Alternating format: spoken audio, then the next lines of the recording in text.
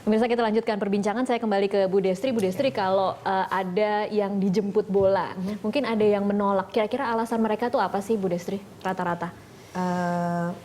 Ya umumnya gini, mereka masih mau, saya mau berpikir ulang dulu ya gitu. Karena ya itu tadi yang dikatakan oleh Pak Haryono bahwa jabatan KPK ini kan bukan jabatan yang mudah ya. Dia menuntut komitmen yang memang tinggi sekali. Apa yang terjadi pada pimpinan-pimpinan KPK sebelumnya cukup membuat ciut tidak sih orang-orang yang sebenarnya berkompeten tetapi jadi agak takut untuk mendaftar?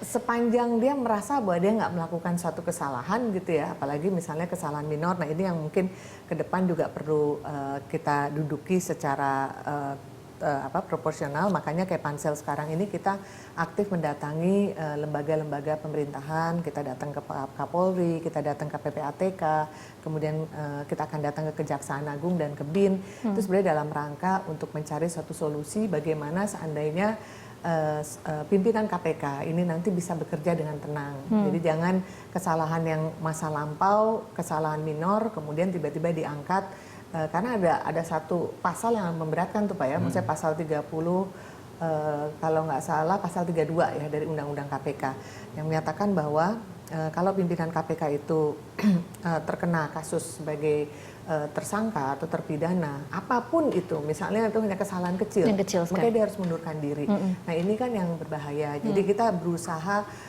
walaupun itu bukan tugas Pansel, iya, tapi bukan tugas karena Pansel. itu menjadi concern juga dari banyak yang mendaftarkan ataupun yang kita hubungi, mereka concern ke sana. Jadi yang bisa kami lakukan adalah kami mencoba untuk berbicara dengan tadi ya lembaga-lembaga pemerintahan, ditambah juga dengan pemerintah sendiri gitu. Kita harus punya suatu solusi untuk itu. Gitu. Oke, salah satu cara dari menjemput bola itu adalah Pansel juga akan mengadakan roadshow ke daerah-daerah mulai besok, Ibu Destri.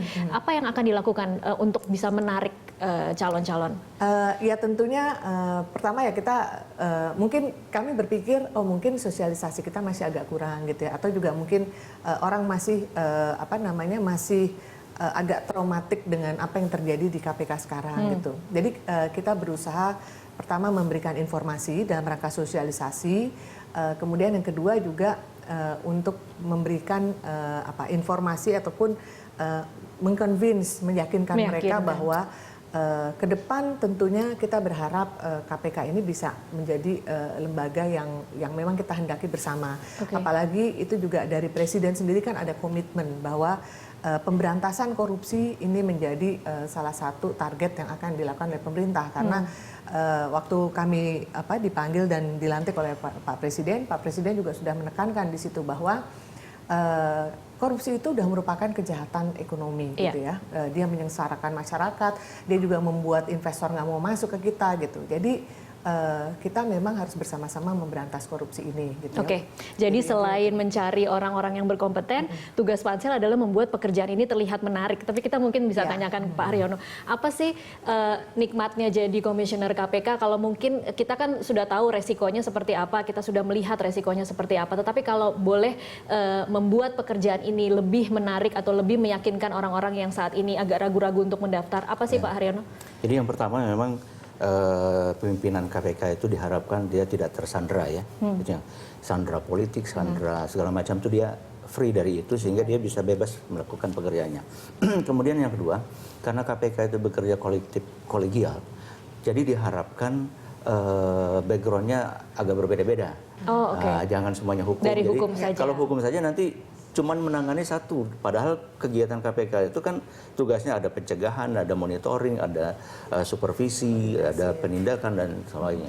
Nah, karena kalau kemarin itu semuanya itu backgroundnya hukum, jadi satu saja, semuanya mengeroyok pekerjaan itu.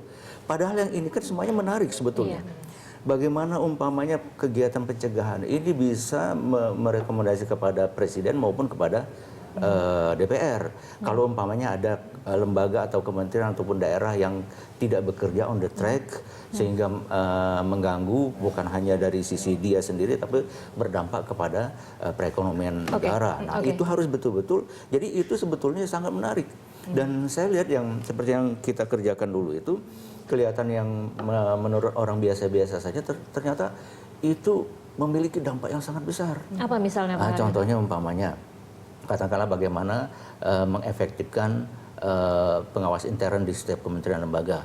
Itu dulunya kan ini, nah sekarang sudah mulai ini. Kemudian juga bagaimana menertibkan aset-aset negara. Contohnya aset di migas waktu itu.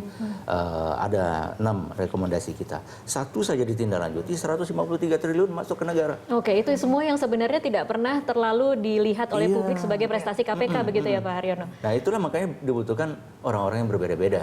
Oke. Jadi dia bisa menangani semua kewajiban. Itu kan kewajiban KPK untuk menangani itu. Itulah yang kita harapkan dari Ibu Desri dan teman-teman. Sehingga ya sebetulnya tidak perlu ditakuti kok. Semuanya asal menjalankan tugas dengan baik, kemudian juga semua itu di apa yang mengikuti undang-undang KPK, mengikuti SOP KPK, semuanya welcome. Saya kan tidak ada yang mau kriminalisasi segala macam. Iya, oke, baik. Ya, satu hal juga mungkin gini, kalau orang takut dikriminalisasi dan sebagainya, makanya yang pertama kami lakukan adalah sejak dini hari kita sudah buka itu nama-nama siapa yang lulus di tes kelengkapan administrasi.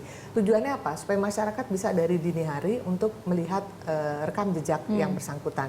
Kemudian yang kedua juga kami mengunjungi lembaga pemerintahan tadi dengan polisi, dengan Kejaksaan Agung, dengan BIN, dengan PPATK. Kami minta bantuan mereka untuk juga menelusuri rekam jejak mereka, termasuk juga dengan ormas-ormas juga gitu ya. Dan mereka bersedia sekali, apakah itu NU, Muhammadiyah, lembaga lintas agama, ataupun juga dengan LSM yang berkaitan. Jadi mereka sangat suportif. Dan satu hal yang membuat saya juga sangat confidence, karena sekarang kesadaran masyarakat terhadap korupsi itu tinggi. Jadi masyarakat sendiri pun juga mereka akan bisa menjadi suatu quote unquote juga pengawas gitu. Gitu. Kalau misalnya KPK berjalan nggak benar juga, nah mereka juga bisa mengawasi langsung. Tadi bicara soal ada kerjasama dengan polisi, ada wacana bahwa polisi akan mengajukan calon. Nanti kita akan bahas di segmen selanjutnya. Pemirsa tetaplah bersama kami.